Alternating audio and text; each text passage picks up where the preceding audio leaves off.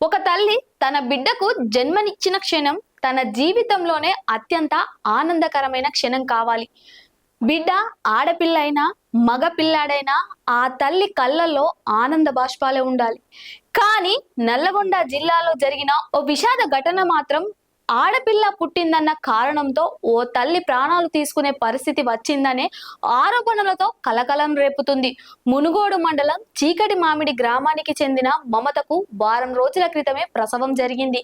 ఈసారి కూడా ఆమెకు ఆడపిల్లే పుట్టింది. అది ఆమెకు 4వ సంతానం. వరుసగా 4 సార్లు ఆడపిల్ల పుట్టడంతో కుటుంబంలో కొంతకాలంగా గొడవలు జరుగుతున్నాయని మమత బంధువులు చెబుతున్నారు.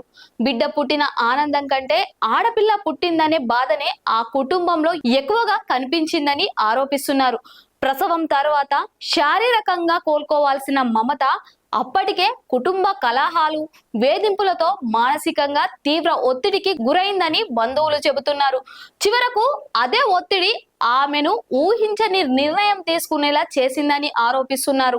నల్గొండ జిల్లా ప్రభుత్వ ఆసుపత్రి ఆవరణలోనే మమత చెట్టుకు ఉరేసుకొని ఆత్మహత్యకు పాల్పడడం తీవ్ర విషాదాన్ని నింపింది. వారం రోజుల క్రితం తన బిడ్డను కల్లారా చూసిన తల్లి ఆ బిడ్డను ఒడిలోకి తీసుకొని భవిష్యత్తు గురించి ఎన్నో కలలు కనుంటుంది. కానీ అదే తల్లి ఇప్పుడు ఆ బిడ్డకు దూరమై తిరిగి రాని లోకాలకు వెళ్ళిపోయింది. ఇంకా ఆ తల్లి ప్రేమ ఏంటో కూడా తెలియని ఆ చిన్నారికి ఇక జీవితాంతం అమ్మ అనే పిలుపే దూరమైంది.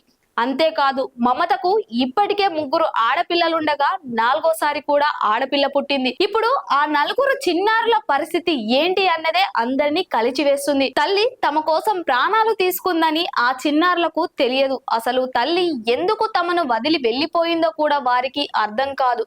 కానీ పెద్దయ్యాక వాళ్లకు ఆ విషయం తెలిసినప్పుడు తమ తల్లి ఏ బాధను అనుభవించిందో వాళ్ళు అర్థం చేసుకునే పరిస్థితి వస్తుంది. ఒక బిడ్డ పుట్టడం అనేది తల్లి చేతుల్లో ఉండదు.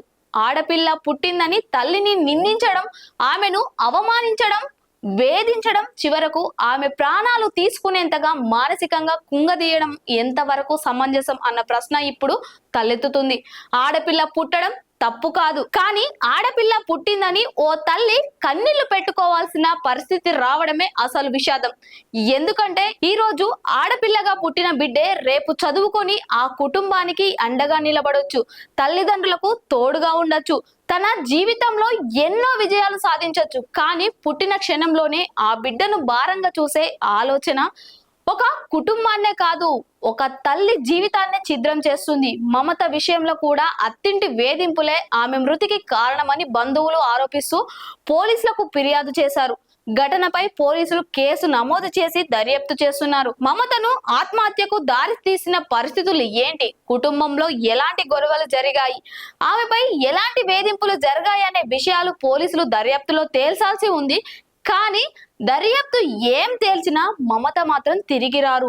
ఆమె 4 ఆడపిల్లలకు మాత్రం తల్లి లేని లోటు జీవితాంతం వెంటాడుతూనే ఉంటుంది. ఈ ఘటన ఒక కుటుంబానికి జరిగిన విషాదంగా చూడకూడదు. ఆడపిల్ల పుట్టిందంటే ఇంకా బాధపడే మనస్తత్వం మన సమాజంలో ఎక్కడో ఒక చోట బతికే ఉందనే విషయాన్ని గుర్తు చేసుకోవాలి. బిడ్డ ఆడపిల్ల లేదా మగ పిల్లాడా అనేది కాదు, బిడ్డ ఆరోగ్యంగా పుట్టిందా, ఆ బిడ్డను ప్రేమగా పెంచగలుగుతున్నామా, ఆ బిడ్డకు మంచి భవిష్యత్తు ఇవ్వగలుగుతున్నామా అనేదే ముఖ్యం. మమత ప్రాణాలు తిరిగి తీసుకురాలేం, కానీ ఆమె మరణం మరో కుటుంబంలో ఇలాంటి విషాదం జరగకుండా ఒక హెచ్చరికగా మారాలి. ఆడపిల్ల పుట్టినందుకు తల్లిని నిందించే ఆలోచన మారాలి. ఆడపిల్లను భారంగా చూసే మనస్తత్వం మారాలి. ముఖ్యంగా తల్లి తన బిడ్డకు జన్మనిచ్చినప్పుడు ఆమెకు కావాల్సింది విమర్శలు కాదు, ప్రేమ, గౌరవం, కుటుంబం నుంచి అండ. ఎందుకంటే ఆడపిల్ల పుట్టడం విషాదం కాదు, ఆడపిల్ల పుట్టిందని ఓ తల్లి ప్రాణాలు తీసుకోవాల్సి రావడమే అసలైన విషాదం.